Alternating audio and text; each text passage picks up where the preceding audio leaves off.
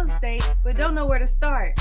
Well, what I would say is to join the Future Cash Flow Club. It's a community of investors where we talk about wholesaling, we talk about creative deal structuring, buying houses subject to, all of the creative stuff that everybody's talking about. You don't need a real estate license or any of that.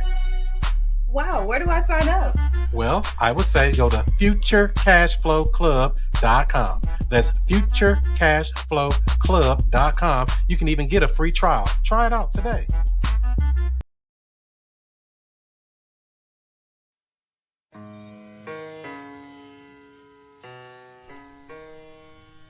Can you hear me? I don't know. If you don't know who I am by now, I don't know what you've been doing. You been asleep? Let me wake you up with something. Straight up. Yeah. Allow me to reintroduce myself. I'm Chris Monroe. R to the O-E. I flip houses, rent cars, and make money. You know I'm not no motherfucker dummy. This how we... What's happening? What's happening?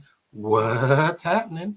This is the student master teacher, Mr. I Stay Woke, Chris Cashflow Money Monroe, and we all the way live talking that real estate faux show.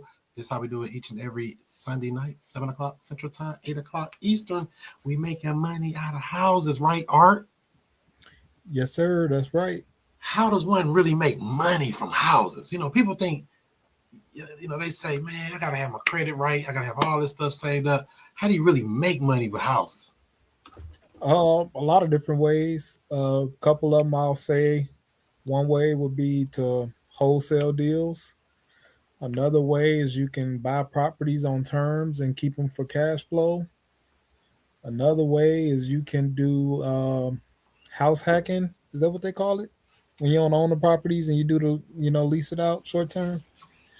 You can do property management. You can offer. It's a tremendous amount of services you can offer around real estate. It's a lot of ways. So basically, you're saying one little old house, a whole bunch of people get to eat off that one little house. For sure. No matter how you look at it. Absolutely.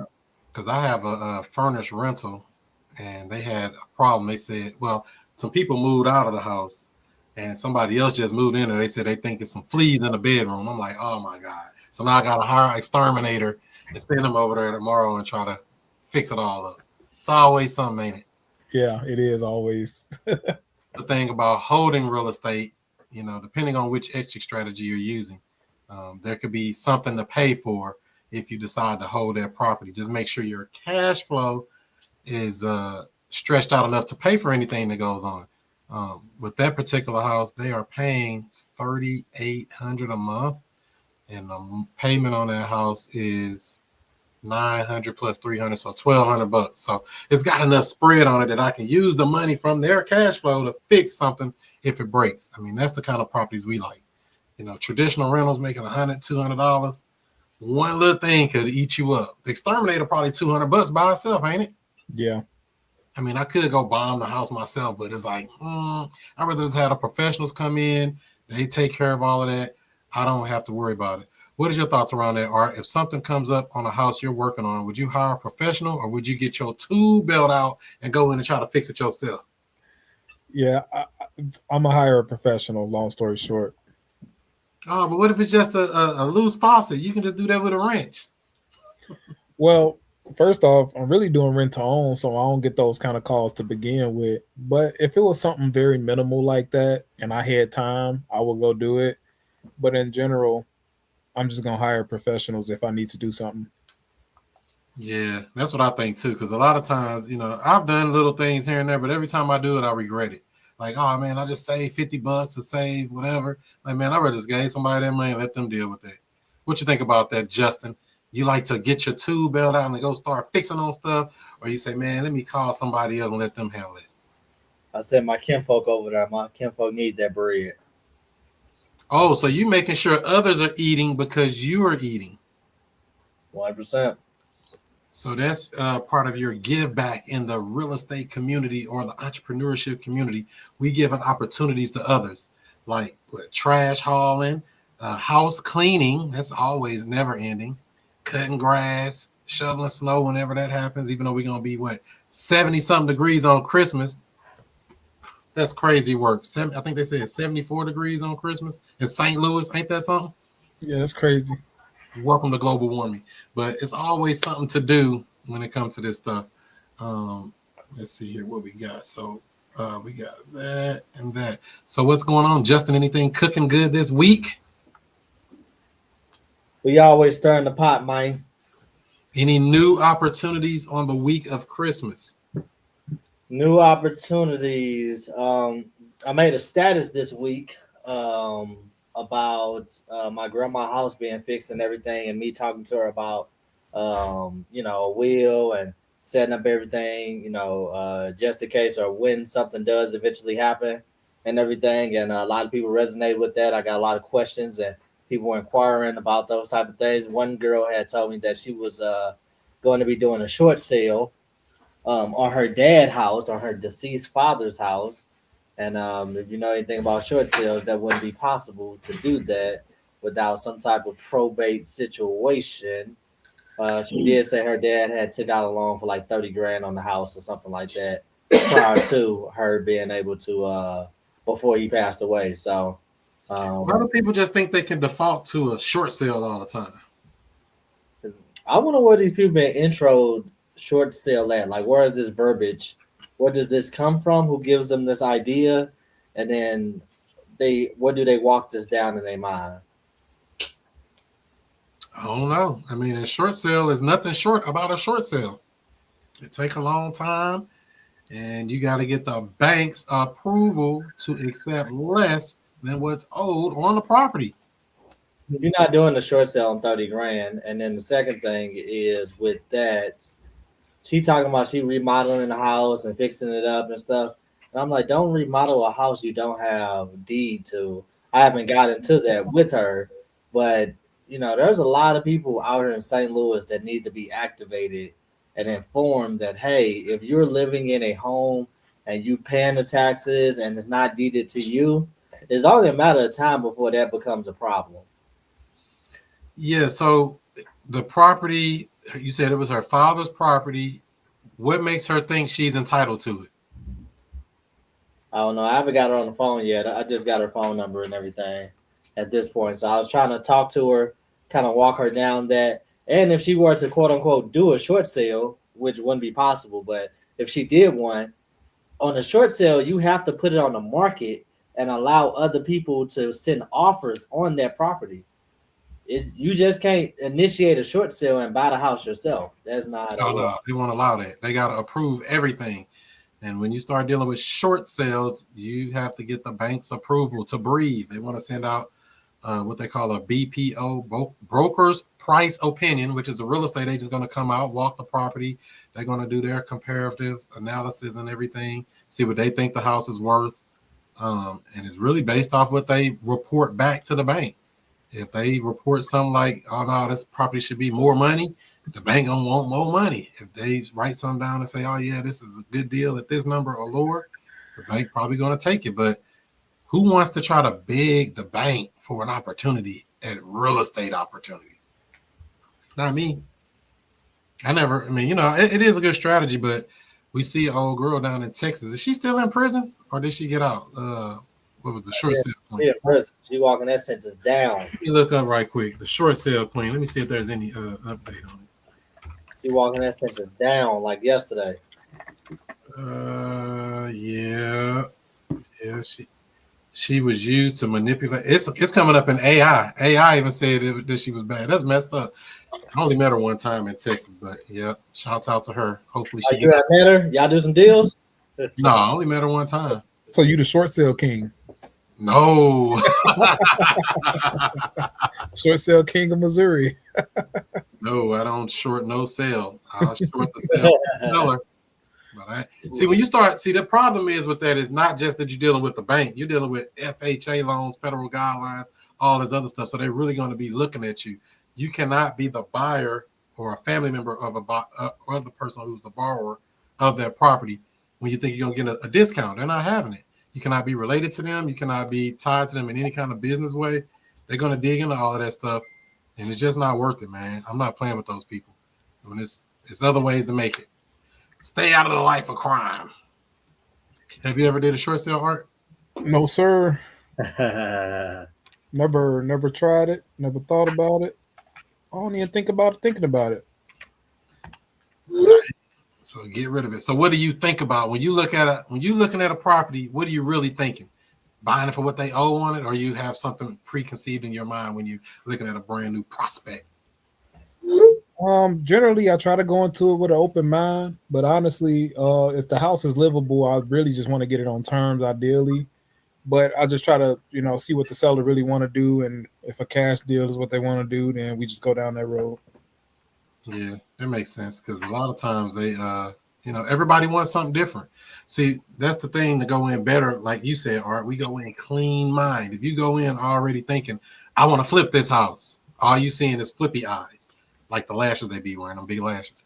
Then, or if you you thinking, oh, I want to live in this house. Oh, I can move in here. I can put my daughter in this room, my son in that room, and my wife can like this room for her extra office. You thinking of all this stuff when the deal does not present that. We want to play the hand we're dealt, not the hand we wish to have. So it's very important to not just go into these opportunities thinking about what's in it for me. I really want to understand what the seller is trying to accomplish, what the seller has tried already that failed them. What is the thing that I can do to add value to help them get to the thing they're trying to get to? And once we get all that lined up, it kind of makes sense and we can make something happen. Let's see what we got here. So yeah, that's the biggest thing with this stuff. I just try to keep a clear mind. And what's up, Jay? Hey, what's going on? What's going on? Jay. He out there killing the game, finding anybody. You find any victims this week? Yeah, I got 2 great victims. No, I'm just joking. I got two good victims. What makes them good? Well, we are almost under contract. He's just doing a lot of thinking. Long story short, this guy, he's the executor of this of the property. He has 4 different siblings, and they're not gonna like him if he sells the home anyways. If he sells or if he doesn't sell. And I said, hey man, you got to do what's best for you. And right now you have to. I'm not gonna tell him to sell, but I told him like, what's the best that you can like really do right now? Would you like to get something or would you like to get nothing? Is this a pre-foreclosure? Yeah. Wow. Yeah. Is somebody living in the property? Yeah. That's where the red flag comes up right there. Who's living in the property? The guy that has to either sell or move. Oh, okay. Well, that's better than having Auntie Thelma living up in the house and she don't want to move and don't want to pay no rent. That can happen too. I've seen all kind of craziness. And so what's his stopping point? Does he have a place to move to? No. I told him I can help him with relocation services if he needs help with that. So when is his auction? He doesn't have an auction. Not yet. Oh, okay. So it's not. It isn't pre-foreclosure, or no, it's not. Yes, it's a pre-foreclosure, but they haven't foreclosed on the home yet. They haven't given a date? No. Oh, okay. So what made him want to talk to you? I guess because I heard him out instead of just trying to say sell your house. So you've been learning it. Listen to them. Let them tell you their life story. Act like you care. You should care anyway, Jay. And so you say he's doing a lot of thinking. What do you mean when you say that? So he's telling me that if he sells his home, his brothers and his sisters will look down upon him. It's not like a 66-year-old man, but his brothers and sisters will not talk to him or they'll look down upon him. He doesn't make a lot of money. It's like $850 a month. He needs basically like a place to stay if he does sell. But if he is the executor of the estate, so he is in charge of the estate of the parent, I guess, that passed away. Yes. So the parents thought he was the responsible one if they picked him, right? Mm-hmm.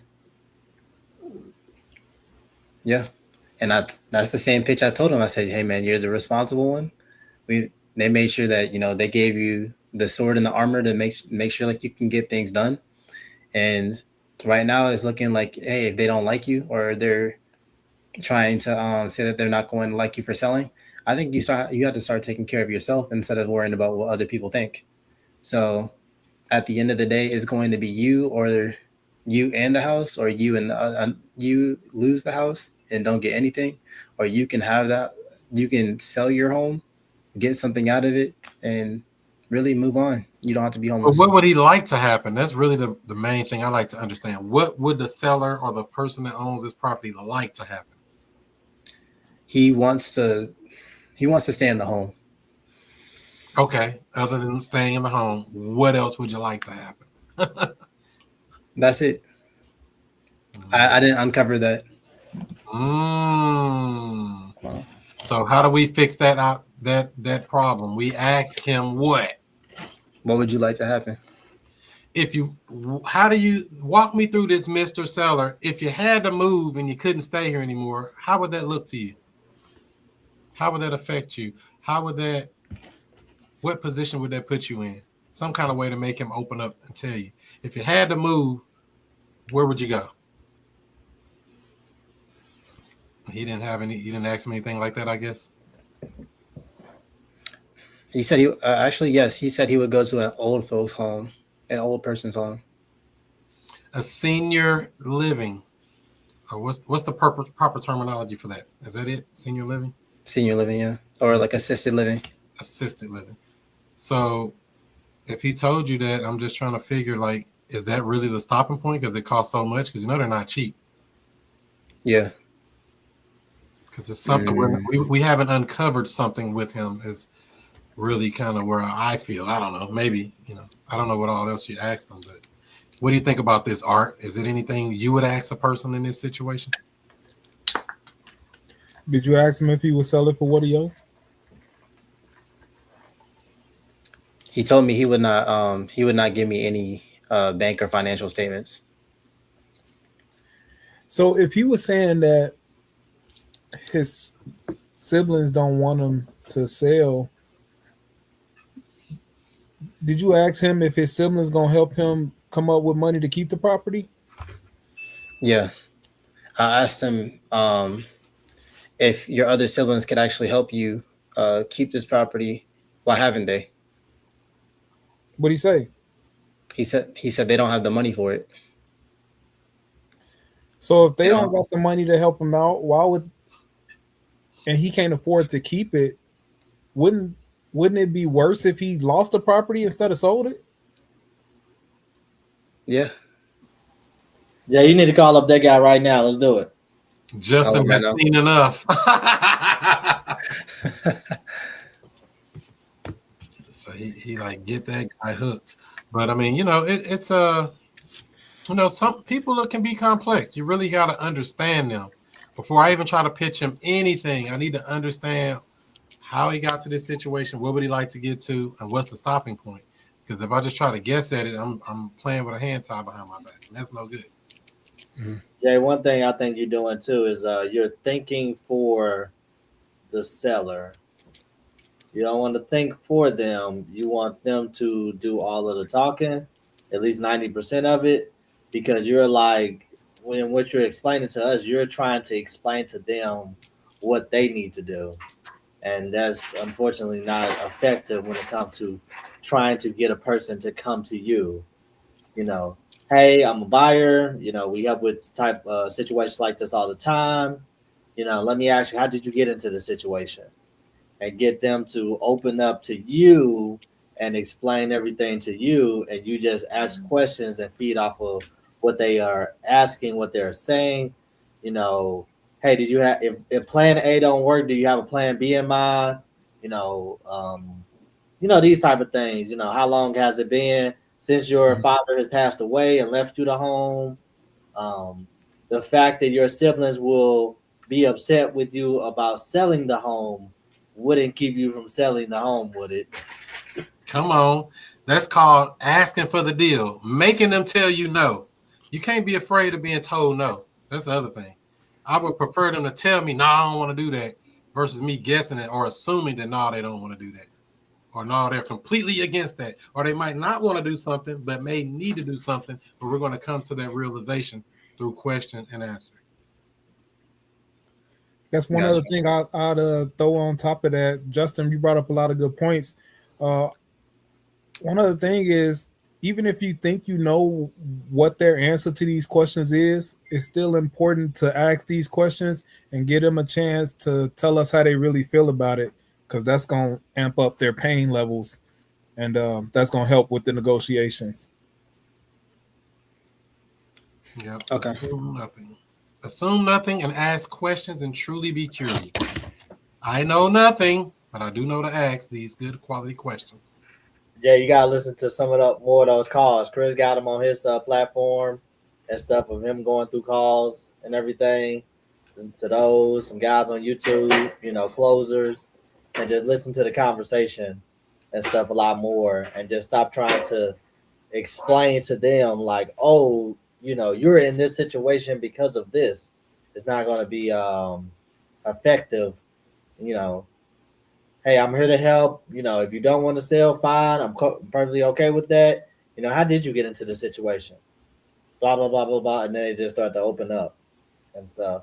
Well, so you're saying if I was able to help you find somewhere to go or give you some money to get somewhere to move out, you saying that you'll be ready to move forward? Yeah, I am. And then you roll into, that's when you start talking a lot more, explaining to them how you can step in and, better their situation. Plus, did this guy tell you he wanted to sell? Yeah, he said he wanted to sell, but he didn't want his other siblings to not like him. Can I add one more thing? Yeah, go ahead. Yeah. Art. So part of the thing that happens when we ask these questions, especially very specific questions that dig into their motivation, a side effect of that is we can get these sellers into an emotional state instead of being in a logical state. And when we get them in this emotional state, then they're susceptible to being closed, even if they might not have been before. So you got to ask these questions. I hate that I had to say that live, but it's the truth, though. Hey, it's the truth, and this works in all businesses, not just in real estate, wholesaling, creative financing. This is in all business and all transactions. You really need to take the time to understand them without judgment or preconceived notions. Oh, I don't think they would do that, man. I wouldn't do that if I was you. I wouldn't be in this situation if I was you. A lot of the stuff these people do, I wouldn't have. I'm like, how you get like this? I would have never got to that point, but everybody do what they do. All we can do is try to help them out from that. Mm-hmm. So what are you going to do with that deal now, Jay, with that one guy? I think I'm going to call him back up tomorrow morning, see where he's at, and just ask him a few more questions on if he's really motivated to sell. Or right now. Did you get him? Did you get the 4 pillars already for him? Did he have a timeline he would like to sell? No. There you go. Jay, what time is it out there? Go ahead, call him right now. Call him right now? Yeah, call him right now. Let's do it. So, Jay, this is the reason why we do the 4 pillars. It keeps us a framework so we don't get out of order, because we're like, oh, they say they want to sell. Oh, they want 300,000, and that's all we need to know. No, we know they got a timeline. We know they got some kind of motivation, some reason they're selling, and we know they got, they're telling us about the condition and they telling us a price, so we know that at least they fit in a bucket that we need to even keep talking to them further. Because they didn't give us a timeline. I mean, they really don't have a timeline, which means they may be lacking some motivation.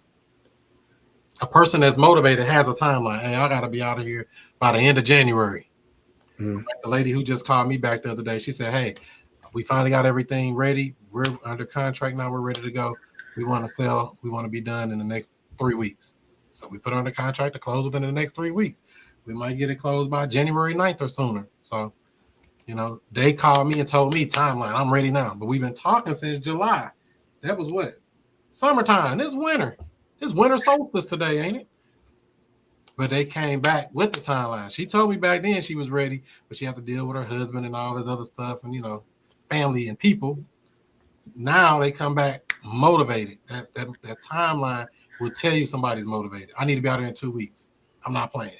Oh, wow. This guy I need to be spending more time with. But if you ain't really got no motivation, what are we doing? I love it when deals that you talked to like months and months and months ago that you thought you was gonna do something with, and then nothing happened. Then it popped back up one day. That's the best. I'm good. I'm in the meet. Well, Yes, that's it. The people who pop back up because they was motivated, and a lot of my best deals are that because I used to try to pressure people. Hey man, come on, sell it to me. Come on, man, I can help you. I'm the one selling myself. Mm-mm. Here's a solution to your problem. You told me what you wanted. Here's a solution. It's up to you to make the decision. Do we go left or do we go right? And let them make their own decision. Let the chips fall where they may. If you're trying to convince them too hard, you're trying to push them too hard, you're trying to force them to work with you, I don't know. I mean, I guess it can work sometime, but I would say not all the time. And I've seen people say they don't like pushy sales tactics. So they'll sell to the person who connected with them as a human. I agree with what Justin was saying earlier. I think what I try and do a lot is be in my own head. And then like I listen to your videos. I still have to watch more, but I listen to the videos. I'm like, okay, well, I've been here before. I've talked to the same guy who had the same situation like literally yesterday, but every situation is different. So I can't really predict and tell the future with this guy because I don't really know his story, which is different from knowing the last guy's story. So, and this is why, like I said, that 4 pillars give us that framework, keeps us in order. We know that, hey, this is our thing. We got this out the way. We understand these things. Now, what's stopping you from accomplishing that thing you told me you wanted to do? And then we offer a solution. They might say, no, I don't want to do that. And guess what? 6 months later, they come back and they going to do that because you was the one who was going to solve their problem from the very beginning. From the very beginning. Many times it happens over and over and over again. Yeah, Jay, don't even overthink it, bro. It's just going in and doing a little bit of investigating, getting some information. And once you got that information, you're ready for the next step. So just keep those same 4 pieces of information in mind. That's all you got to do. Don't let none of them they tell you get you off track. They're going to try to shake you up. Somebody calling you, Art. Ring.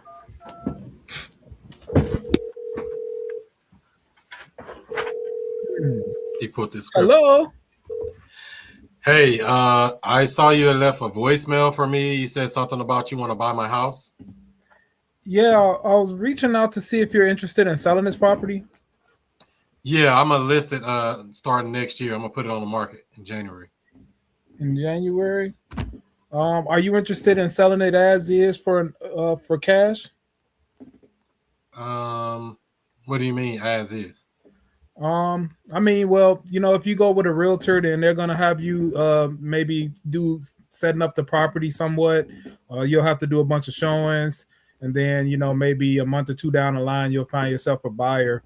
And I'm just asking if you're interested in selling the property right now to me for all cash offer. Oh no, you talking about like one of them low offers? Nah, them people they be trying to call all the time. Nah, I don't want to sell it for cheap. Oh, okay. How much are you looking to get for it? My realtor said I can get $300,000. 300,000. And then she said she's gonna list it for like 320, but she said it's probably gonna sell for somewhere close to 300. She's gonna list it for 320 though. Okay, so you think it's gonna sell for 300, and then how much are you gonna have to pay a realtor when you sell it with her? She had a percentage on the thing, but I don't remember what it was.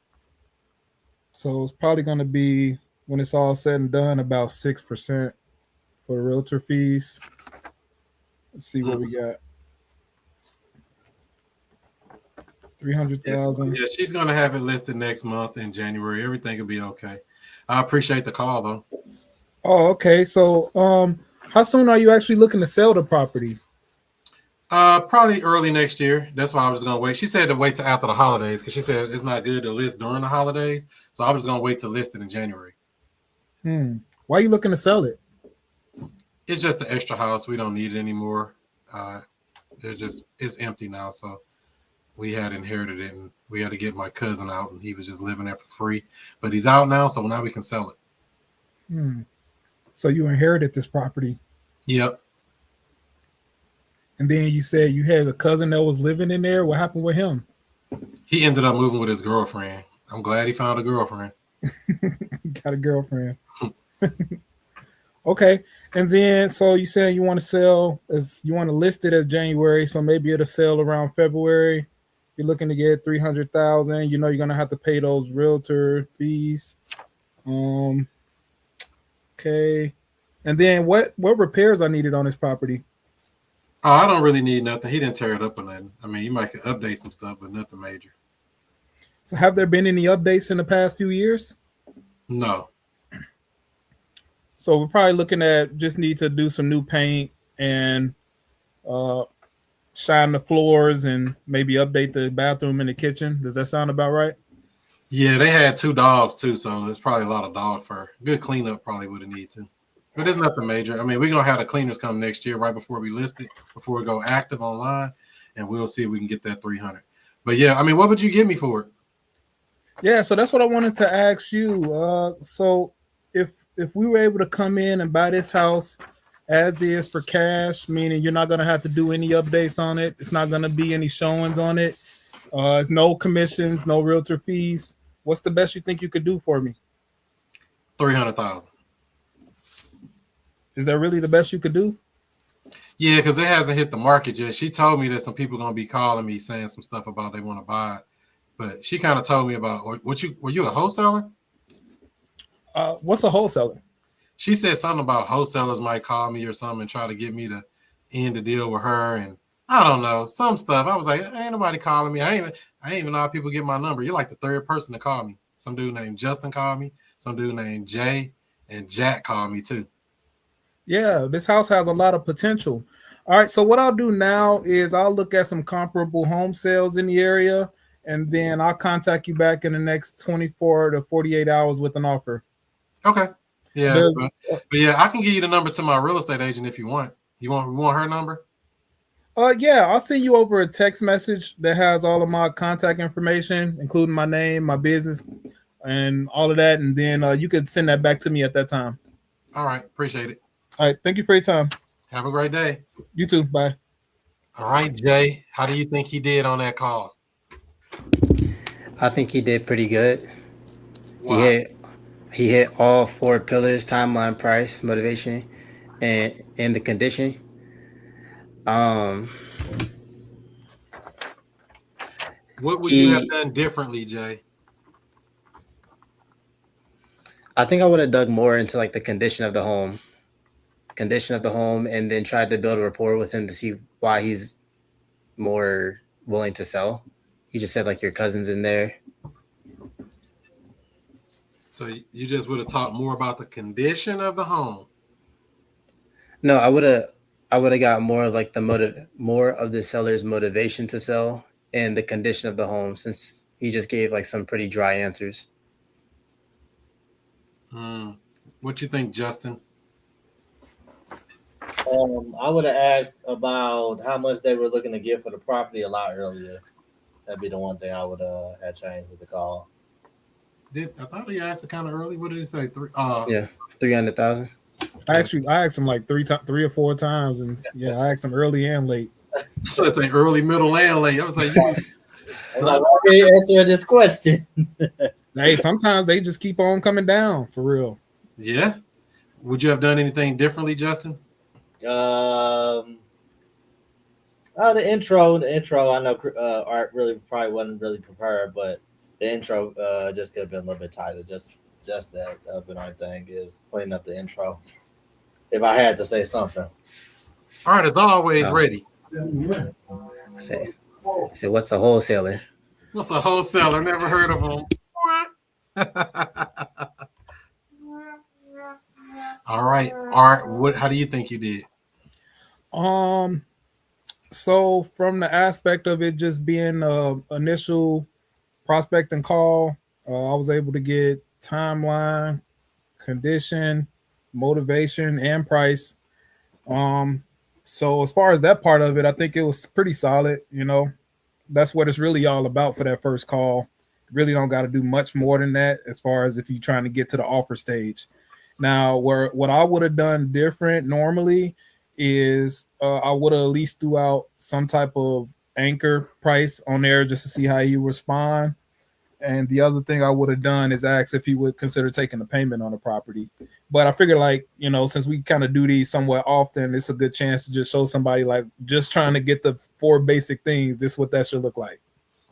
And that's good too that you said that, because just getting that basic information and pass it off to a closer who can close them, especially if you're brand new. No reason to try to get into the weeds of creative finance and doing all these moving parts. Very simple framework. Ask some basic questions, and if they don't really have a motivation, or if it feels like, hey, they're asking about something I don't really want to get too deep into, pass them to a closer. Justin will close them up, right, Justin? He said, yeah. Close them up. Jack, what did you think about that? I see you had hopped in. Jack, yeah, there you go. Oh, you're I'm in a muted. loud spot. I'm sorry. Hold on for a minute. 1 second. You guys hear me? Yep. Okay. So no, I was just listening. So I'm in a loud spot right now, so I'm gonna move so it won't be so loud. But I'm up here learning. I like the way it was done. I was sitting here and I was listening to that because I haggle when it comes to cars and stuff like that. And my first thought would have been, okay, what is this worth? About what is it worth? And I like that you wanted to know how much the homes were in that area, similar homes and stuff like that. So I kind of like that because that's what I would have been thinking too. I'm still learning, but yeah, I thought it went very well. Yeah, because he hit the timeline, Mm-hmm. condition, motivation, and the price. I mean, if somebody don't really have motivation, you can't make them sell you the house. They already got a real estate agent. They believe in their real estate agent. Now, if they're in a point where they're like, hey, man, this agent ain't working out, that's a different conversation. Or I already had it listed all year and it didn't sell. I just took it off the market. That's a different conversation. But if somebody's brand new, like they just about to go on the market, they believing in it. They hyped up on all the hype their real estate agent told them that, yeah, I'm going to get top dollar and it's going to sell quick. That agent don't know that. A marketplace is the only one to know that. I like what I like is that you gave him a possible option, a legit possible option. He just got to think about it. Right. And so, Art, in that particular situation, you would send them an offer via text, or what? What would you do with that call after that call? I would look into it. Like I said, I would look into the neighborhood and all that kind of stuff. See what the houses, similar houses, bedroom size and all that kind of stuff. See what they're going for. And then I would think about it and I would send an offer. Okay. And Art, what would you do at the end of that call? Art say, Yeah. So oftentimes I get their email, but a lot of times I'm just texting over these offers. I use the multiple offer letter on a lot of sellers. Sometimes I just text them numbers too, man. It depends on kind of how the rapport is with the seller. But long story short, I'm gonna get them an offer. For the purpose of this class, I'm gonna use the multiple offer letter, which is gonna have an offer for cash, an offer for terms, and a couple of other ones. And then I'm going to submit that offer to them, and I'm going to keep following up with them until they either sell it or get it listed. Mm-hmm. And I'm just going to get a bunch of those stacked up. I want to say something. What you got, Justin? So one of the things I know Jack was saying, what is it worth? What is it worth? Right. The thing is that I find is 9 times out of 10, I won't even look up the ARV because I think I'm very good at finding the motivation. And once I'm in that vein, everything else kind of opens up. So if they got it, on the marketplace, they've taken it off the marketplace for 200,000. Obviously, they're not going to be able to get 200,000 for it in the marketplace. So you have that information that's in front of you and stuff. And then, they're looking, I'm trying to figure out what problem are they trying to solve. And sometimes it might not be attached to a large amount of money, really. It might be attached to, hey, I just want to get a down payment for my next house so I can, move me and my kids into it. We got the FHA loan. They say we have to sell this house in order to move into that next one. Okay, about how much you think they need for you for a down payment? They looking for about 30% based on our credit score. Okay, well, 30%, and you have the house on the market for 200,000, and nothing has happened with it. What's 30% of 200,000, Chris? You know this. 30% of 60K. So boom, 60,000. So you're saying if we able to get you to 60,000 for the down payment, you ready to move forward? Yes, I am. boom, problem solved. You able to, provide a solution for them. They be out the house within 30 days, and you can get the house off, just assuming, or put them under a contract and figure everything out later.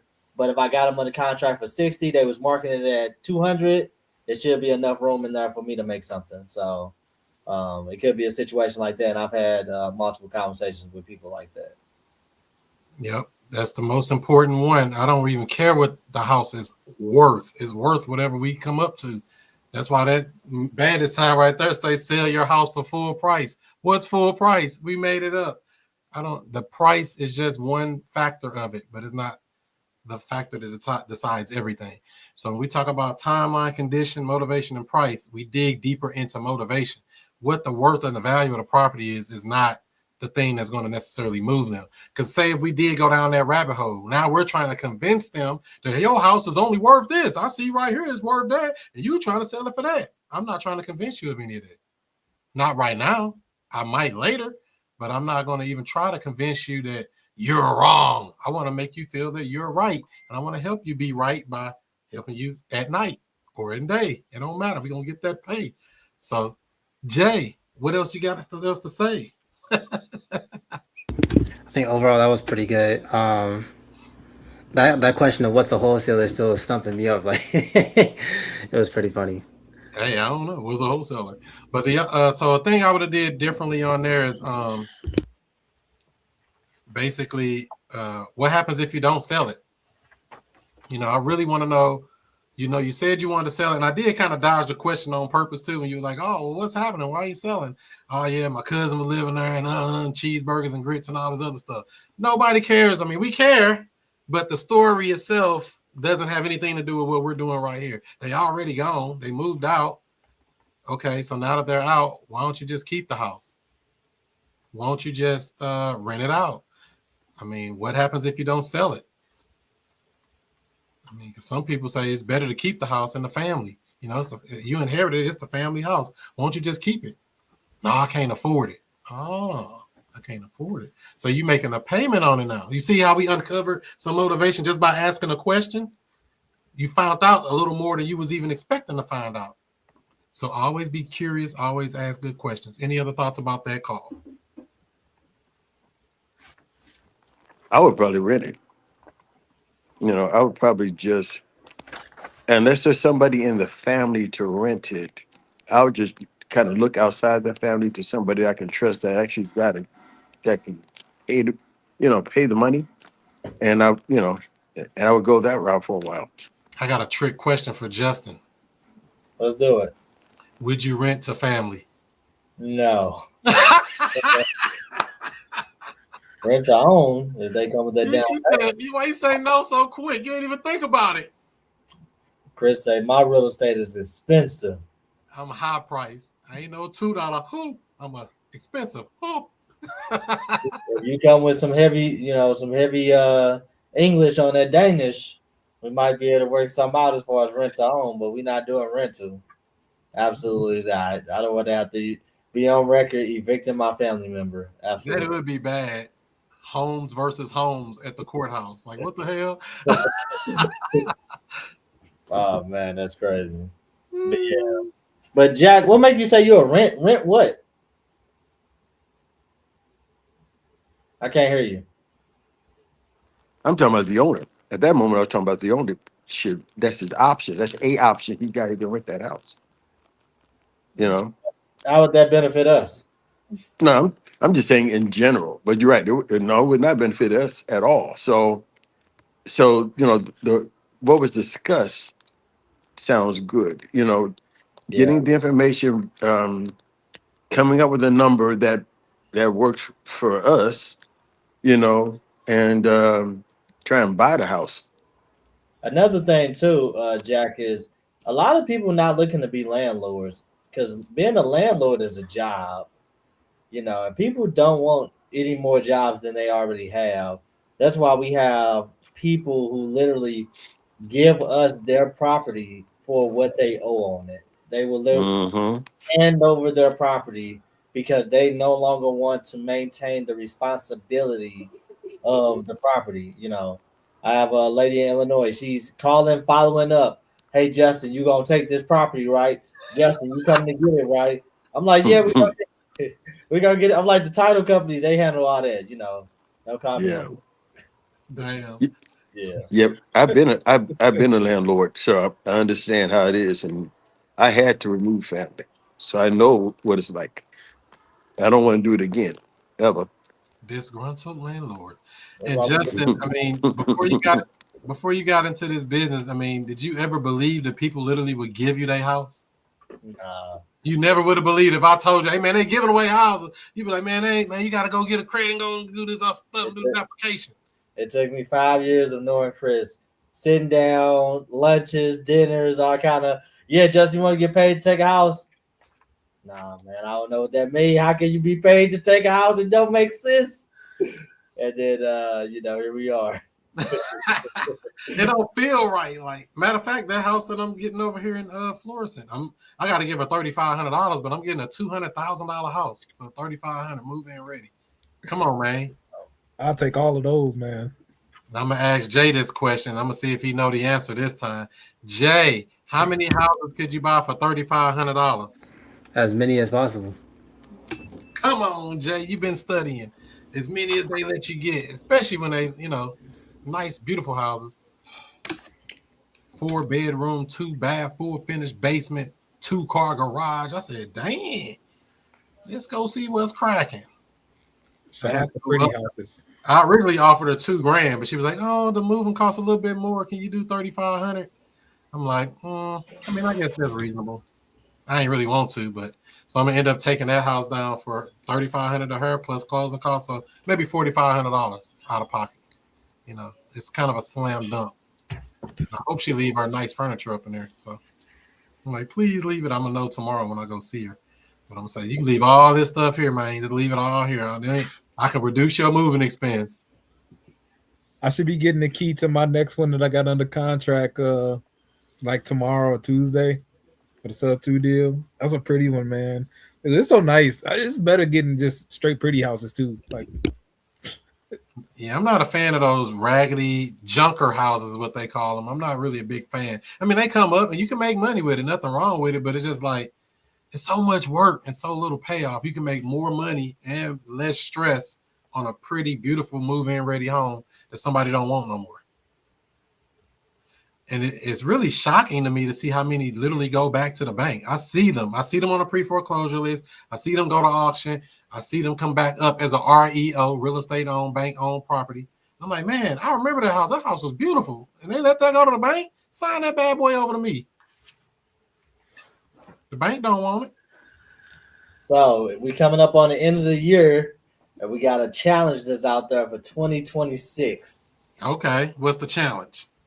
The challenge is, and it's between me and Art, but I think it'd be a good challenge for everybody, right? Here's where we at. Who can get the most amount of homes next year for loan balance only? Loan balance. Do this one count? The 2026. I'm closing in 2026. I'm supposed to close January 9th. Do this count? Nah, that don't count. I'm trying to push his closing next year. Close it for this year. I'm cool with it counting because you get the first one on the board. We should get a board going. The first one, the one at December 31st of next year, who can get the most loan balance only homes? I think that has to start on January 1st because that don't count. Because that's going from 2025 to 2026. I got 2 under contract right now, so I think both of them gonna close next year. Because people get lazy around Christmas and the holidays, so I'm not expecting anything to close this year. But I'm sure they're gonna be like, "Oh, we need an extension." I already know it. Justin, you in for trouble, man. You in for trouble, man. I'm about to do this while I work like 2,000 hours at the mill too. Watch. I'm about to upgrade my machine that's helping me though. All I know is loan balance. I come out the gate asking about loan balance. They don't owe nothing, though, Justin. What you gonna do then? They don't owe nothing, free and clear. That wouldn't stop you from giving it over to me, would it? Nah, man, I gotta get something. I got money in this house. Oh no, wait a minute. Somebody calling you, Justin, because you playing. Justin is playing over here. He finna get some work. I'm finna give you the hardest call you ever had. Hello? Justin, Yes. you left me a voicemail trying to buy my house. Yes, sir. How you doing today? I'm good. Good. Yeah, so I seen your house come up on the foreclosure list. Wanted to see if you had a chance to speak to the bank or what did you have planned? Oh yeah, I'm gonna have the bank take care of it. Thank you. Okay. How do you know about it? Well, it's on public record. They have to publish it. Unfortunately, let me ask you, how did you get into this situation? I had, well, I don't know. I'll put it like this: one of my girlfriends was living in it, and she didn't pay the bill. Gotcha. Well, that happened to the best of us. So I what's got her your up out of there though. yeah? So what's your plans? What you got planned on? What you want to do with the property? Oh, I'm just glad to get her out of there. I'm probably gonna go in there and clean it up and fix it up and stuff. See what I can get for it. Yeah, what you were looking to get for it? 300,000. Okay. How did you come up with that number? It's my favorite number. Okay. My favorite number as well. So, how much work you think you're gonna have to put into the property?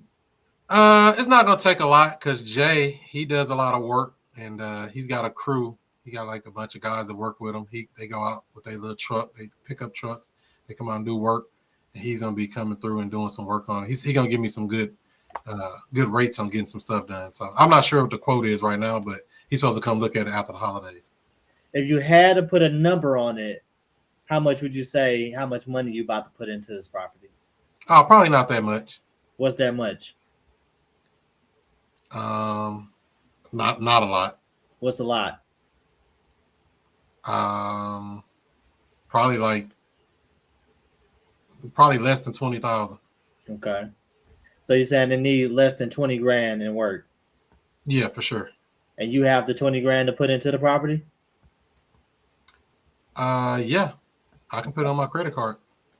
Yeah.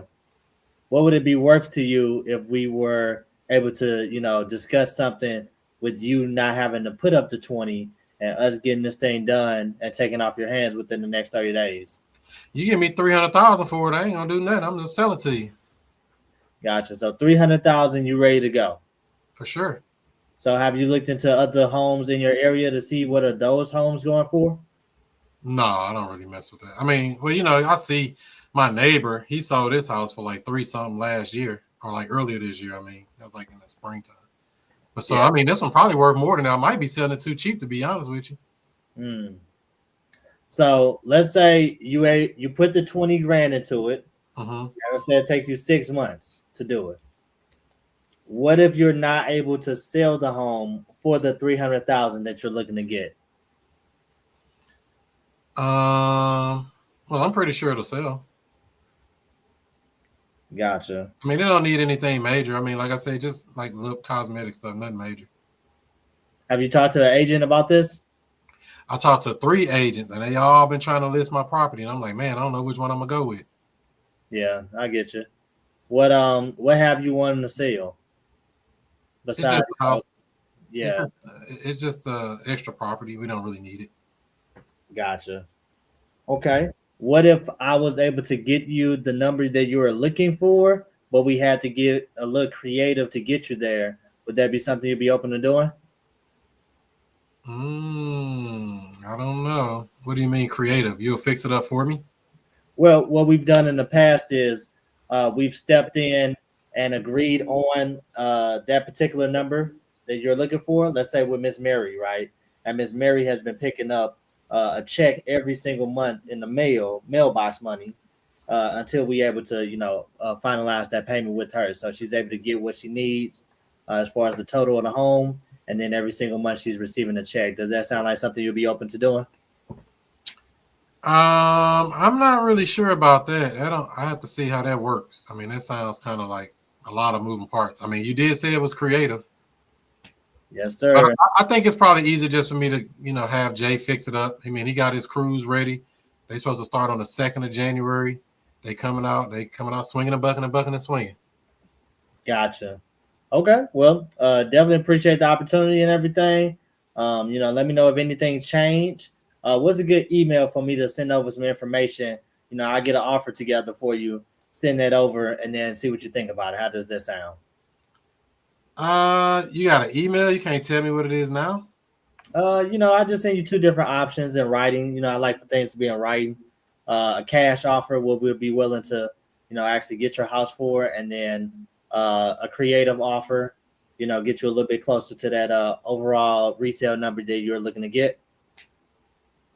All right, you can email me at chris@futurecashflowclub.com. Excellent. I appreciate you, Chris. I'll be sending over that offer. Would be a good time to follow up with you. After the new year, because like I said, Jay coming on the 2nd with his crew. They already ready. Okay. I'll give you a call January 1st. Don't worry. All right. Thank you. Have a great day. Appreciate you, Chris. Talk to you soon. Have a good one. Bye-bye. All right. Tell them the truth. I think it was a pretty good call. Yeah, I would have talked about the cash a little bit more before I started talking about terms, just to try to see if I can get him down on the price since you decided to go down that road. That was a pretty good call, though. That was a really good call. That was definitely more advanced call. That was good, man. I like that you say he was going to follow up with a formal offer, too, even after all of that. So that establishes follow-up, and then from there, you just keep on following up with him. Okay. Third-party story was on fire, too. Third-party story. That's right. Jaden, what do you think? I think that was pretty good as well. I think the house was a foreclosed home, a pre-foreclosure. That's what you guys said at first. I would have dug more into like when the auction is, how much, like what is the bank talking about, what's kind of going on with that. But I thought it was pretty good framework. Yeah, because we didn't even get back into anything about that auction, huh? Jack, what did you think? I'm still learning, but I liked every part of it. I liked the questions. It wasn't. I mean, it was very good. It was a little broad. So there was more than one option, more than one way. Let's just do it this way. And so I liked the way it was done. So I want to keep listening to things like that. I can learn a lot. Yeah, because it was a kind of higher level call, not necessarily Mhm. high level, but it can't sound like it to a person listening to it. I mean, with newer ears, it's like, what is he talking about? Getting creative and all of this other stuff. Mm-hmm. But I appreciate it. Because you have to come out the box a little bit. And I'm very new to this, and some others are too. But you have to, there's options more than you're stuck with this one way of thinking or this option. So I like that when you do it, it kind of broadens the scope a little bit. Right. Hey, Jack, one thing I would say to that is if you're saying that you're like new to this part of real estate, it would be good to start practicing the fundamentals of it, which would be just qualifying them and getting the pillars and then sending them your offers and following up. It's going to take time to learn how to negotiate terms, deals, and like, the stuff Justin was getting into on that call, that's like a deeper level of learning. Of course, you're going to get there. I don't know where you are right now with it, but if you can focus on just qualifying, getting the 4 pillars and sending a bunch of offers, that's going to be a great way to get momentum building up. Thank you. I appreciate that. Cash, terms last. That's the reason why we do it, because we got to see where they really take as a cash deal. What'd you think about that call, Justin? How do you think you did overall? Obviously a tough seller and everything. One thing that I pride myself on is most people don't send things over in writing and stuff. So I really pride myself on at least sending at least one offer a day. I want to send out one offer a day because those compound. Of course, you have to follow up with those, but at least I'm sending something over in writing to people every single day, and that's very important to me. Even if I'm not able to get the sale, at least I'm able to get at least one offer a day. That becomes 5 offers a week, and then so on and so forth. So that's my goal and everything. Make contact. Obviously, this sounds like a person who's more in a, even though the foreclosure was talked about, they wasn't in a really desperate situation.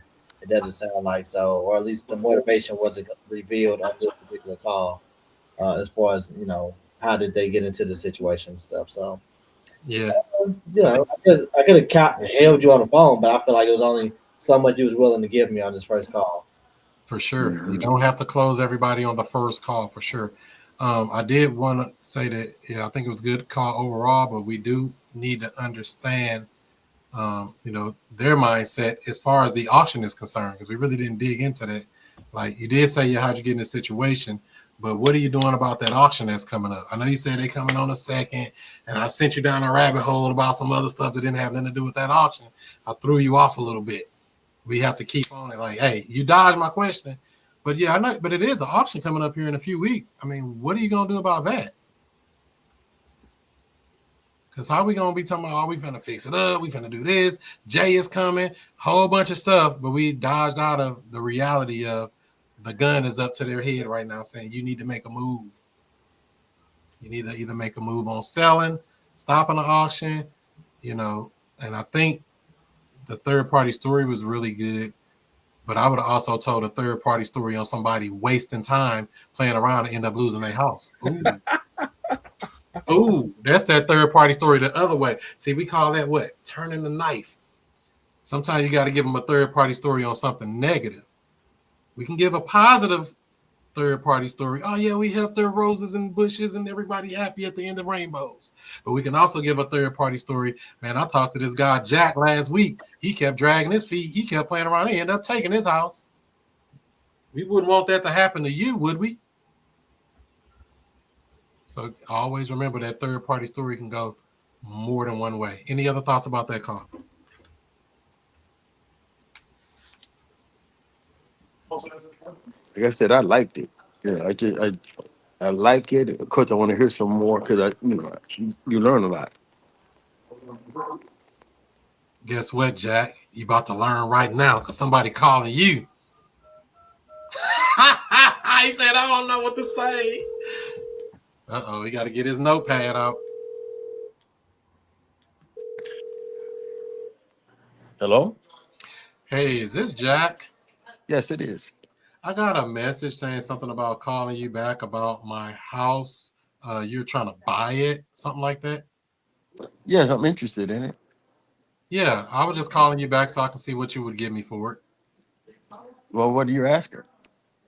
We actually haven't asked anything yet, but what I'm doing, I got Justin, I got Art, and I got Jay. They all supposed to be getting me some offers. So I said I'm gonna get a couple more before I make a decision. So I was just calling you back now to see what you can do. Well, here's what I want to do because I just kind of glanced at it really. So I want to take a little time. If you don't have an idea yet, I'm gonna take a little time and then I'm gonna come back with an offer. Okay. I mean, did you want to come out and see it or what? Yeah, let's set up a time. Okay, come on. I'm out here all day tomorrow.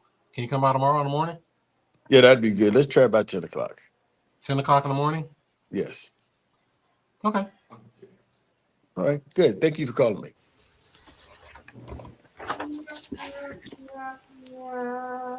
Jack. I did something wrong.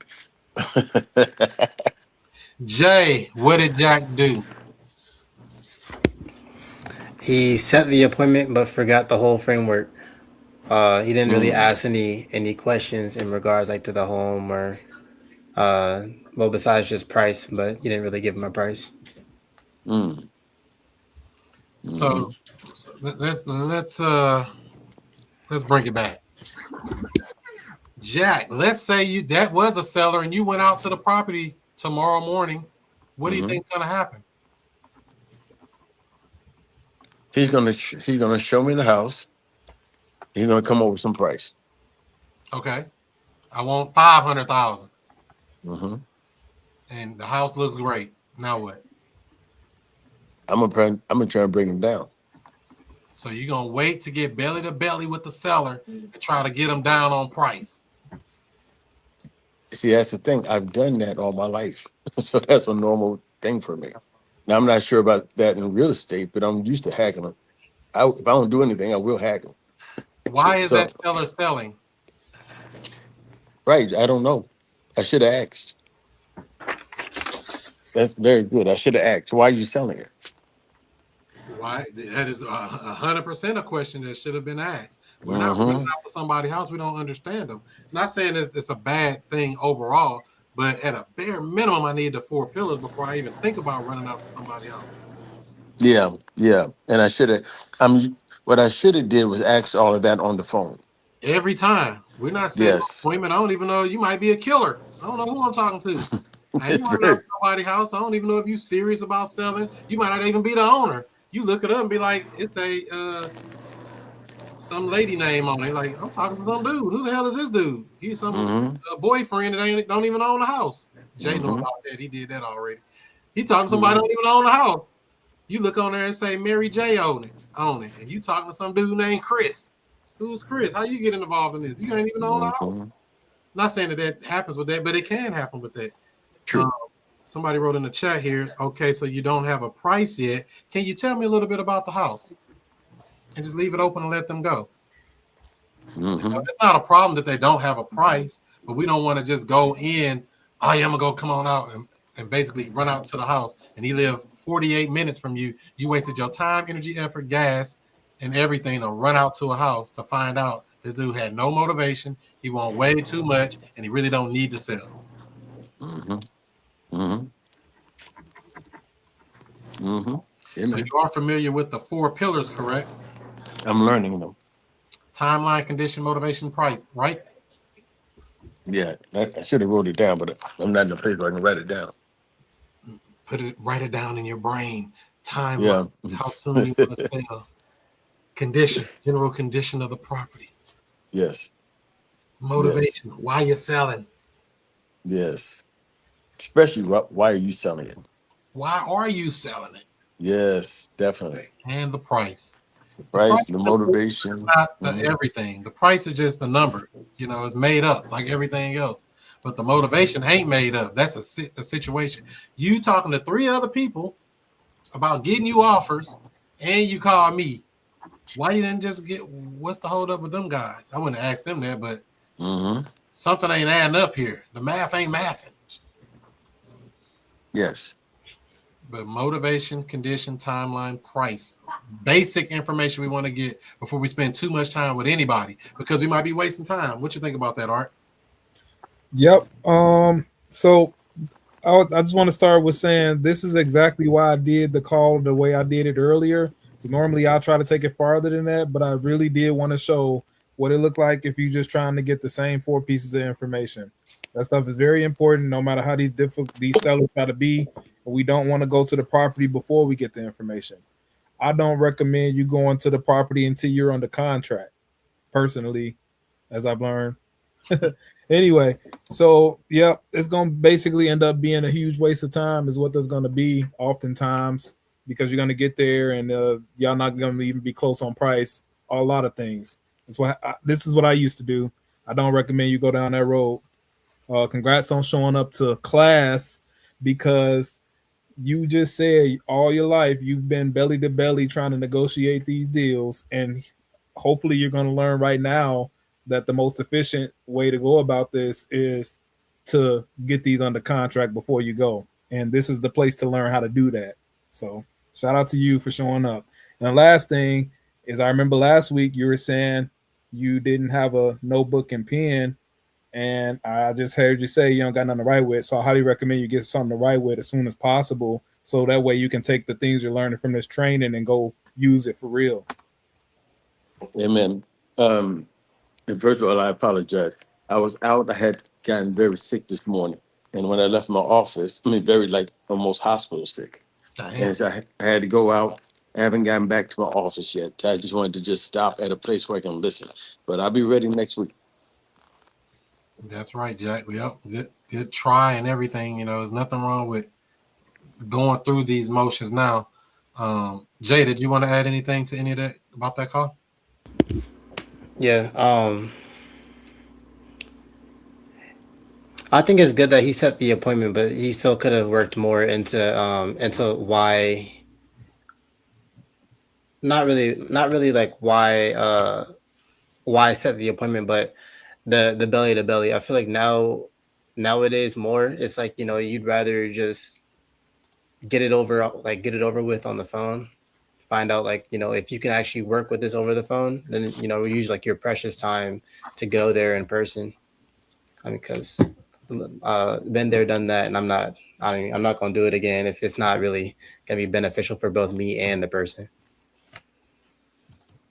That's right. And like I said, it's not a problem with making an appointment to go to the deal. It's just more so qualifying or disqualifying a person before doing any of that. I need to know, do I even need to be dealing with you? Are you a prospect or a suspect? That's the question. We don't know. We just, you want to sell them? Run out there and see what you're talking about. No. Is this person somebody that really has a problem we need to solve? Or is it just somebody kicking tires? He already told you there's other people he's talking to. He's talking to Art. He's talking to Jay. He's talking to Justin. You running on out here, and now he going to end up selling to Justin. Justin never left his house. He'd be like, yeah, you ran out there. I ain't even going to see that dude. I got that under contract and sold and everything. So, yeah, that's the whole thing. Get the framework together. Timeline, condition, motivation, price. I feel like, Jack, that's one of those things where, it's kind of old school.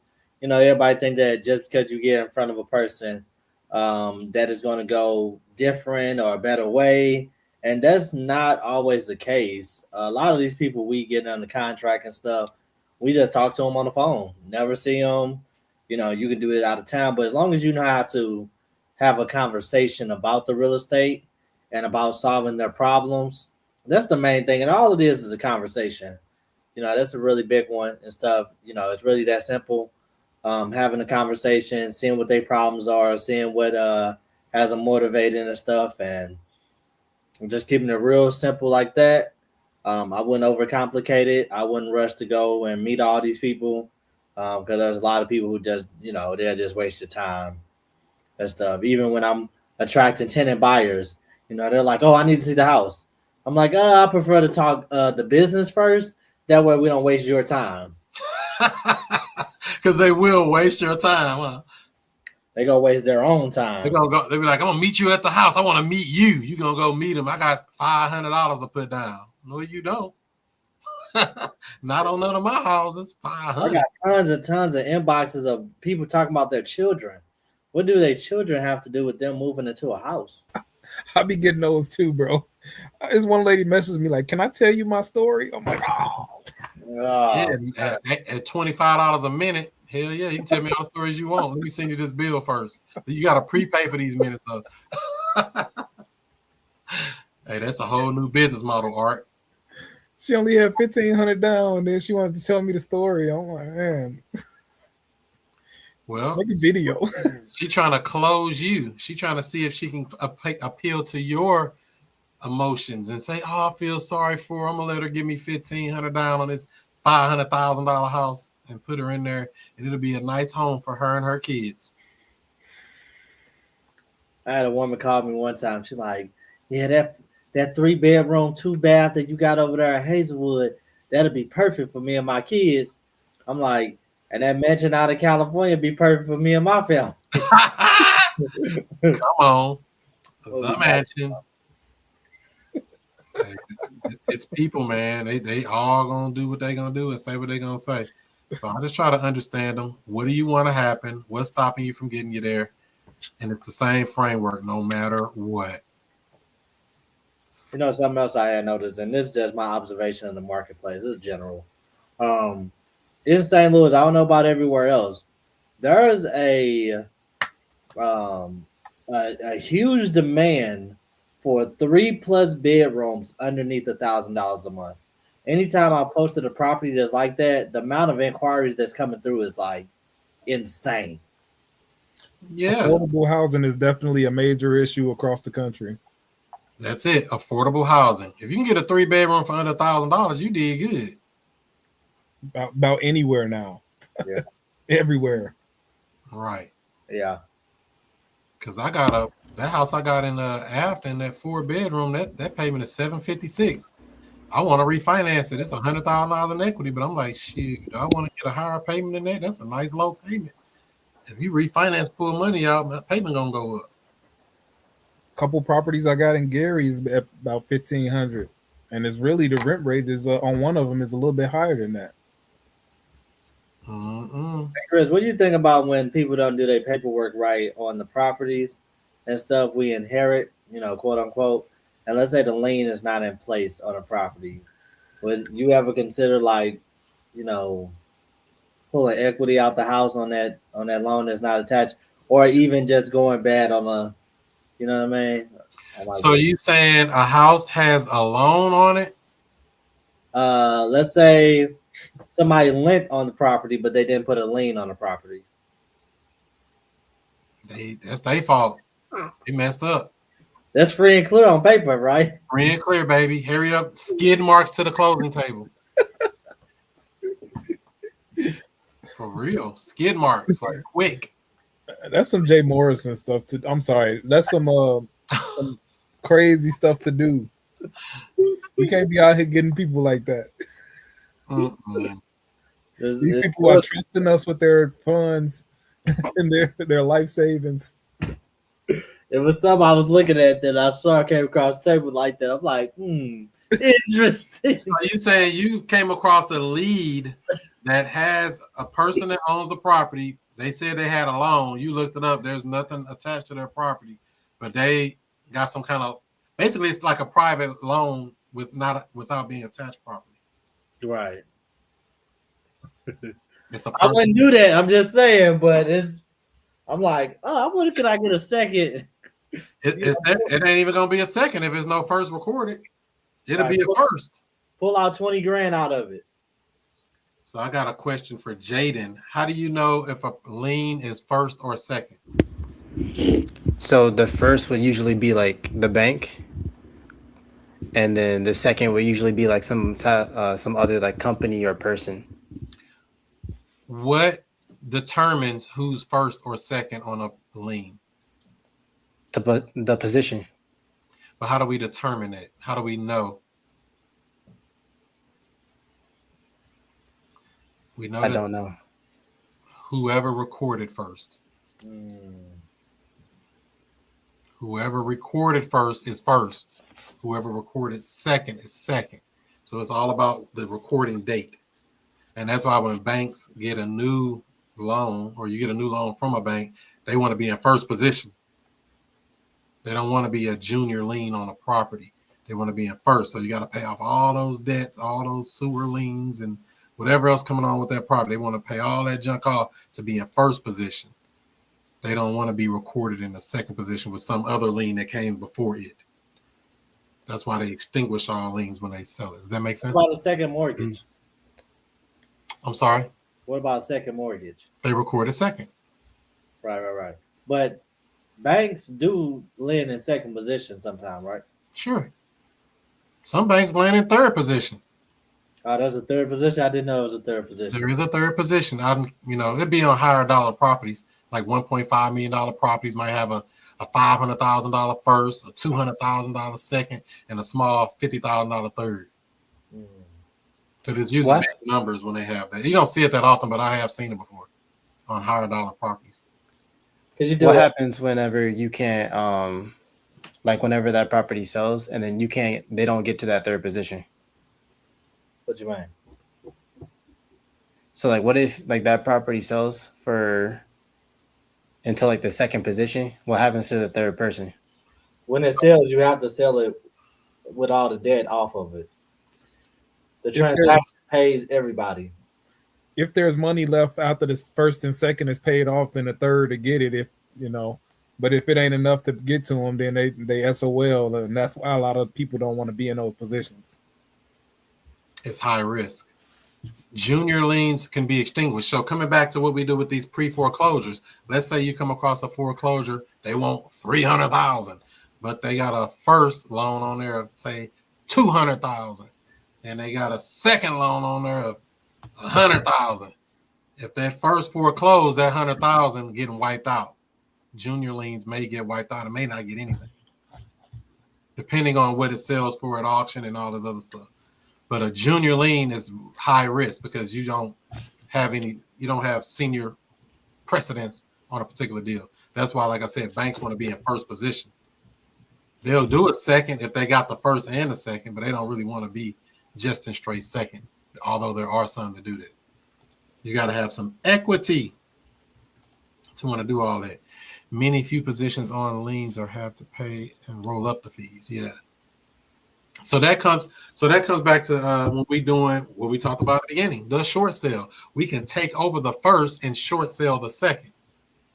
Because the first and second don't talk to each other most times, especially if it's two different banks. That's a slam dunk deal for you.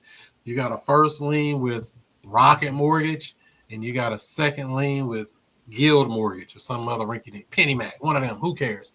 You got a first and a second. If the first is foreclosing, you can show the second, hey, this house going to foreclosure. We see they owe you $80,000. Would you take $40,000 as payoff in full, or $20,000 as payoff in full? And they might take it because the first is going to wipe them out anyway.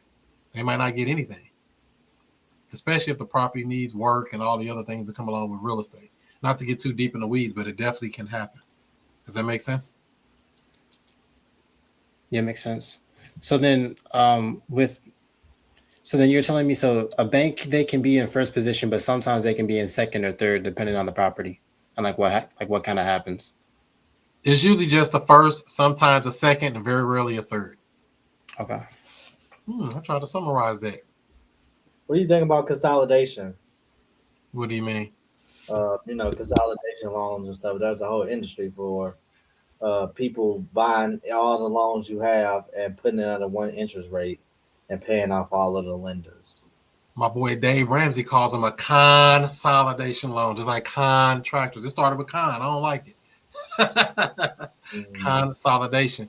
So here's the problem with that. Let's just say you have a property. You got a bunch of equity. Let's just say you even got it free and clear.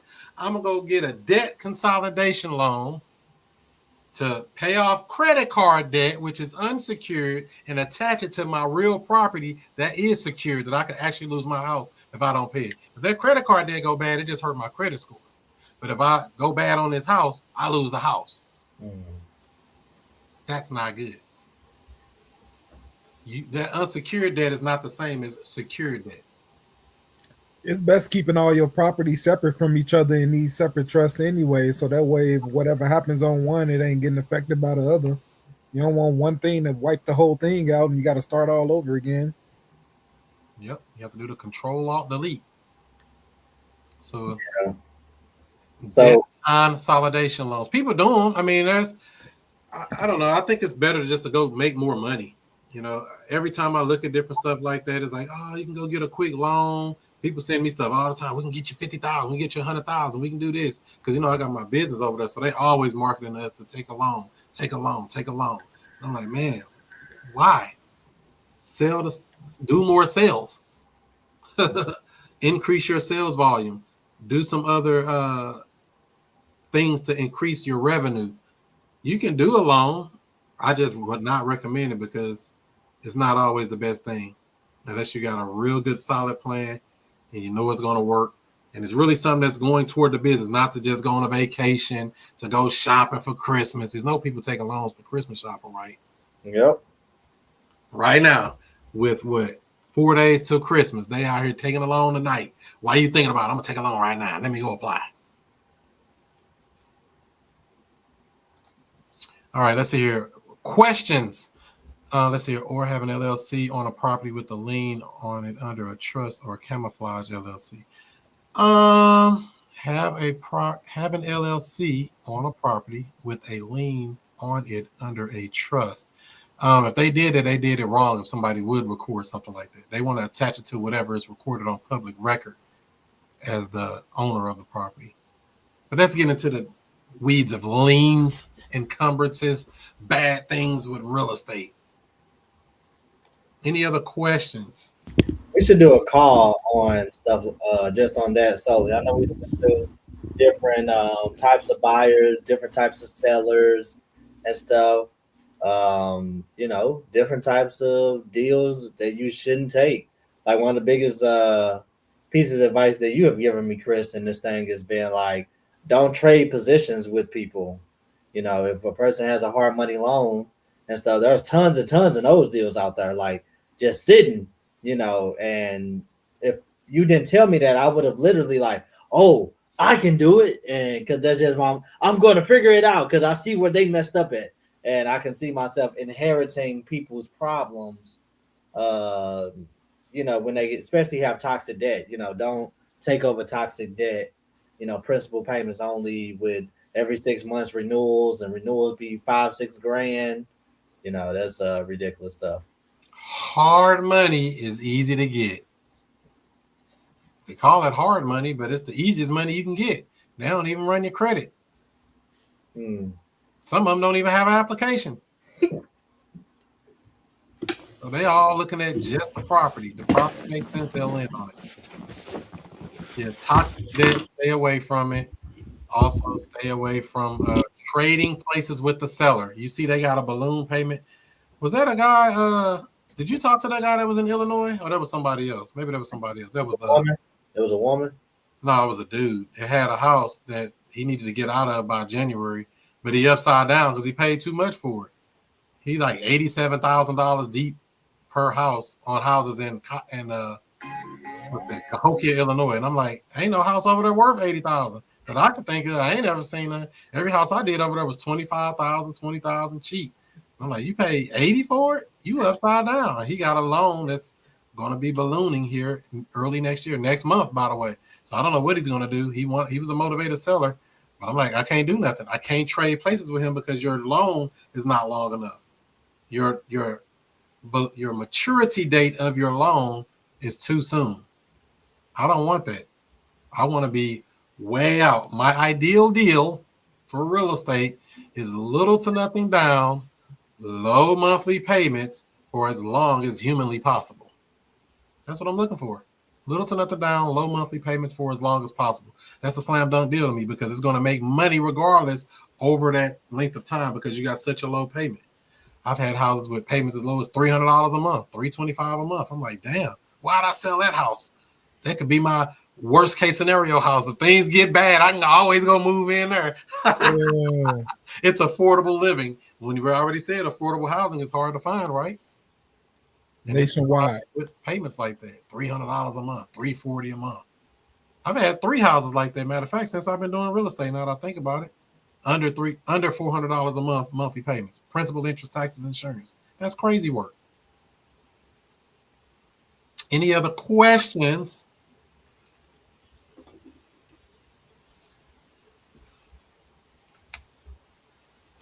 All right, we're going to go to Mr.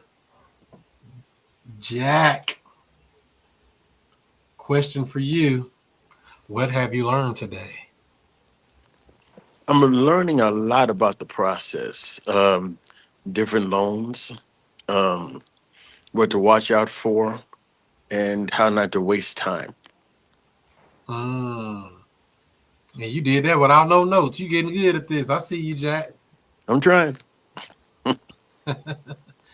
What about Karen? Unless she's at work. I know she's back there listening. Karen, are you there? She at work. Okay, never mind that. In the middle of something. Tell them you need the day off on a Sunday. So true. Just walk out of there, I told you. Not happening. Yeah, it's coming close. All right, Art, what did you learn today? What I relearned today was a couple questions I can ask a little more often for sure is what happens if they don't sell it and why don't they just keep the house? And I can use those to help reveal motivation. So yeah, I definitely need to get those in my arsenal of more often. 100%. What about Justin Holmes buying up all the homes? What I learned today is there is a third position, which I wasn't aware that there was a third position.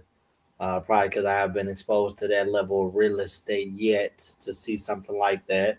In insurance, I never saw a third position lien holders. That's pretty much that. You know what I'm saying? Got a little practice in today and stuff. Calls always bringing value. We're making it happen. What you said. Come on with it. That these you can have 3 positions and maybe even further than that. If you're talking about just pure liens, you can have HOA liens, you can have mechanics liens. There's a whole bunch of liens you can have on a bottom end of a property. But the first gets paid off first, and if there's money left, they might get something. But sometimes they're not getting nothing. They get wiped out. They may get zero. So it's better for them to negotiate. Like I say, when you come across one with the first and second, especially if it's 2 different banks, we're going to take over the first as normal and short sell the second. That's where we're going to get our equity at. Short sell the second is get them to agree to take less than what they owe, especially once you can say, look, it's in foreclosure. You're about to lose the whole thing. They're like, what? But they owe us money. We're going to take that short sale route. Especially if it's a private lender or somebody else. It ain't a big bank. That's even better because there are private lenders that do second lien positions as well. It's high risk. That's why they charge high interest. What you got, Art? I was just gonna say the times that I've seen multiple liens like that is like I see like a city. It's a city near me named Maryville. For whatever reason, a lot of houses in Maryville have a lot of liens from sanitary charges, and it'd be like separate charge. So it's a whole bunch. I haven't seen like 5 or 6 liens like that before. Yeah, and it's like that here in St. Louis, MSD, Missouri Sewer District. Somebody said, I think you have to pay them off because they got a higher precedence of some sort. Let me double check. I think that's what I saw, something like this before when I looked it up. Missouri Sewer District lien. I'm gonna say, what? Just for having a sewer lien? They hold a super priority position. I thought that's what it was called. I didn't want to make that up. They have a higher rank than most liens. Super priority position, according to the state of Missouri. That's just in Missouri now, because there's so many people not paying their sewer lien. In Missouri, sewer district liens for unpaid charges hold a super priority position, ranking just below state and county property taxes, meaning they generally survive tax sales and other junior liens, allowing districts like MSD to collect despite property transfers. While recent court rulings in St. Louis City try to clear these liens for redevelopment under specific laws, the general rule is that the sewer liens are powerful claims attached to the land, enforceable through foreclosure or water shutoff to ensure payment for services. You learned that today, didn't you, Justin? You knew that, though. I knew they was a problem, but I didn't know they was that much of a problem. Super priority. Super priority. That's crazy work. I just learned about super priority liens. I did know about these other ones that kind of like high priority. I didn't know they was called like super priority though. So that's something for me to look into. I'm finna see what else is a super priority. Right. HOA is a super priority lien. Super lien. Damn. Oh yeah. I've seen them super liens. I have seen those for Indiana. Yep. So HOA. But here's the kicker. Y'all ready for all the kicker and all this? It don't matter they're super lien because I can still take it over subject to and buy with an exception and not pay that lien off. Come on, don't tell nobody. Don't tell nobody because I've done it multiple times. That's the only reason I know. But don't let it get too high. You ain't gonna be able to get a loan with it. Now, so my very first house I bought back in 2018, that house had I think it was like maybe $500 lien, something like that. It wasn't a lot on a sewer lien attached to the property. I bought it with an exception, bought it subject to, and the person I bought it from, she sent me the money next month, and I just paid it with her money. But it was just the point that I did not have to pay that to close the deal, even though it was such a small amount of money. But it was just the point that, I can close it without it. Let's do it. Now, if you're going to get a bank loan, they're not going to let you pull that. That only worked because I was buying a house creatively subject to the existing finance. On the phone and shit. Yeah, it wasn't nothing crazy. That made sense. All right, Jaden, what have you learned today? I learned number one, get out your own head and ask the questions what you think that you do know. Ask them anyways, even if they're super obvious. Ask really good questions, and I learned a lot about liens today. I didn't know that banks could come into either like a second or third. I thought they always came in first. So anybody could really be in those type of positions. So. Right. As we just saw, a super lien can outrank the bank. Now that's janky. They right under state and county taxes. So that comes back to why banks make, not I don't want to say make you, but basically they make you pay PITI, principal, interest, taxes, insurance, because of taxes might make them lose the house. Insurance or lack thereof can make them lose their investment. If it burned down or a tornado hit it or earthquake hit it or something like that, they want to protect their asset, principal, interest, taxes, insurance. This is why they do what they do. What did I learn today? Well, I relearned what Art said, relearned. Don't just tell them possible stories, those positive stories. Tell some negative ones too when needed. I do that sometimes, but I think I should do that more often. Hey, there's a negative. Hey, I saw another guy try this and it didn't work out. They call that scorch the earth. That's what they actually call that in the sub 2 community. We call it scorch the earth. Tell them the bad that can happen if they don't make a move. Let's see what he's talking about here. D. Howard, what up, my man? I learned you can buy sub 2 with an exception and assume a lien. Yep, we can buy it with an exception. I would not be assuming a lien, but the lien would still be attached to the property, because I'm not assuming anything. I never want to assume. I know what a seller's doing. I never want to assume a loan. I never want to assume anything, in my opinion. I always want to take it over and understand it and do it. Super priority, new word. She learned a new word today. Super priority. Yeah, that's a new word for me too. I didn't know what it was called, but I knew it was something special going on with it. That's the things you do when you're out here wheeling and dealing, doing a thing called real estate investing. There's so much more to learn, but it all starts with the 4 pillars: talking to sellers, asking questions, finding pain, motivation, and presenting solutions to what they bring you. There's no reason for you or anybody here to not be getting some type of lead in the pipeline, even if you don't know what to do with it.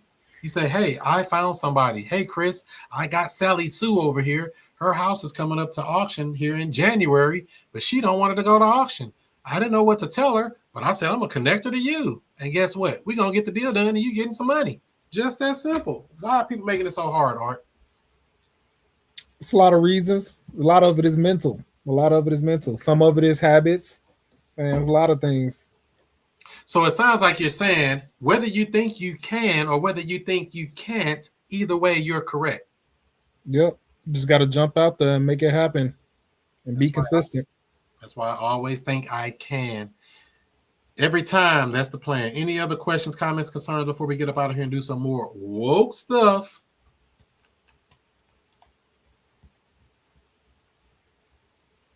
Jaden? I was saying that's it now, and that's good. Learned some good stuff today. All right, go keep getting those leads. Keep talking to these pre-foreclosures. Keep knocking them down. Let's see. Can you review what Justin just said? They talking about Chris. Justin said, deal with business first so your time isn't wasted, i.e. approval. And Justin? Justin said, deal with business first so your time isn't wasted. I was talking about the tenant buyers when I said that. No, you're talking about in general. Anybody, a buyer, a seller, or agent, anybody. Deal with the business first so we know we're not wasting our time, i.e.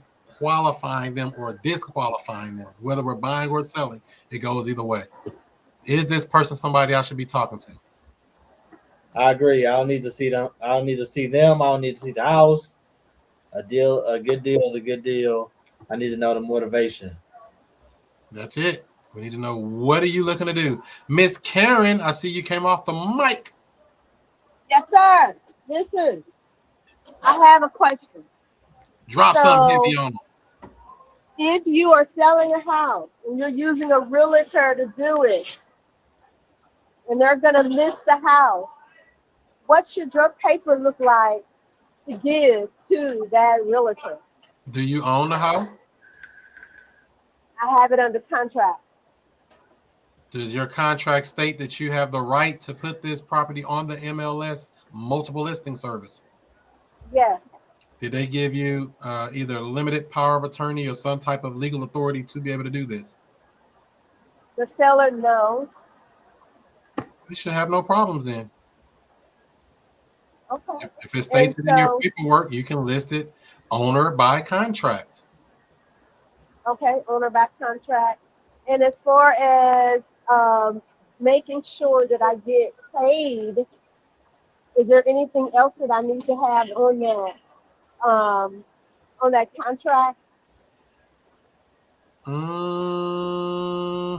Shouldn't be. I mean, but they need to understand you're selling this contract by way of assignment. Mm-hmm. The real estate agent need to understand that. Okay. That you're selling by way of assignment of contract. If you put it up and say somebody getting a loan, some type of loan, and they're like, oh no, we can't do assignments. It got to be something special. Then you might have to do some different things.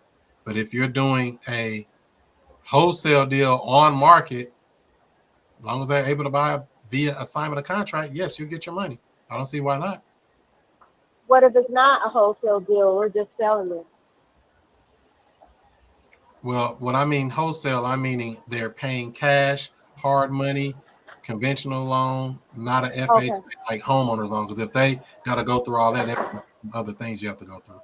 And your real estate agent will have that. You're not relinquishing power of anything. You're keeping control of the property via your contract. Don't sign over your rights to the agent. Got it. You're only they're only being hired by you to bring a buyer. Got it. And so whatever terms that you agree to pay commission-wise is all outlined in whatever paperwork you fill out with them. That buyer agency agreement. Buyer agency agreement. Okay. All right. And everything will be in there. I might offline might ask you some questions too that I have that I didn't want to say online. So I thought you had questions. You got 3 more minutes. No, I got some people looking at me. Tell them to go back to work. Yeah, that's what they getting ready to tell me. Tell them you on break. You on break when you want to. Tell them you big Karen. Tell them don't make me Karen you. Tell them my name Karen. You know what I do. Hilarious. All right. Chris, I'm going to call you tomorrow. Is it okay? Maybe. Say I'm not going to go full-blown Karen mode on y'all up in here. Well, there you have it. Hopefully everybody got a little something out of this today. I'm going to get up out of here, and I will see you on the next week. Same bat time, same bat channel, 7 o'clock Central, 8 o'clock Eastern for the weekly accountability. I'll take that off the screen. Weekly accountability meeting brought to you by the Future Cash Flow Club. So with all that being said, do what you do, be who you be, and I'll see you before you see me. So I want to get into real estate, but don't know where to start. Well, what I would say is to join the Future Cash Flow Club. It's a community of investors where we talk about wholesaling, we talk about creative deal structuring, buying houses subject to, all of the creative stuff that everybody's talking about. You don't need a real estate license or any of that. Wow, where do I sign up? Well, I would say go to futurecashflowclub.com. That's futurecashflowclub.com. You can even get a free trial. Try it out today. I don't know what you've been doing. You've been asleep? Let me wake you up with something. Straight up. Yeah. Allow me to reintroduce myself. I'm Chris Monroe. R to the O-E. I flip houses, rent cars, and make money. You know I'm not no motherfucker dummy. This how we...